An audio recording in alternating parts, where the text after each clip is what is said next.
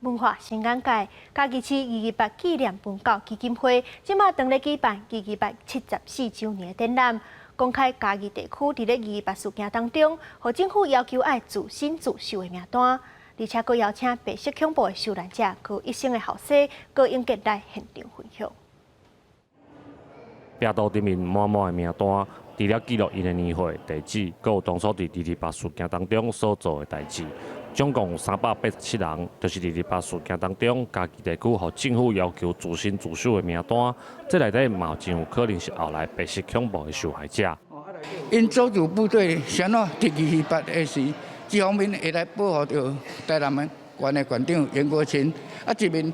一方面应着咱台湾的三警团的要求，佮派兵来嘉义协助维持治安，这个部分有足详细的记载。祖族的问题伫228内底原来有伊的历史上的地位啦，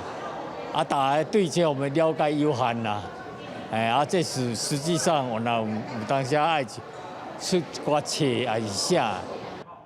为着要让民众了解操作部队甲228事件的关系，甚至是后来白色恐怖的迫害，主办单位嘛邀请白色恐怖受难者和医生的后生高英杰来做分享。伊表示，伫这自新自首的名单当中，嘛有因祖族当初落来支援的人，会当找到这些资料，对因来讲是真重要。这个应该今天是要周主要来听的。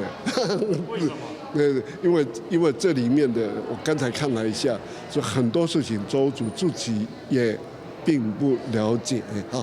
但是所以很重要啊。现在我今天会把这些资料会拿一些回去，给需要的人看。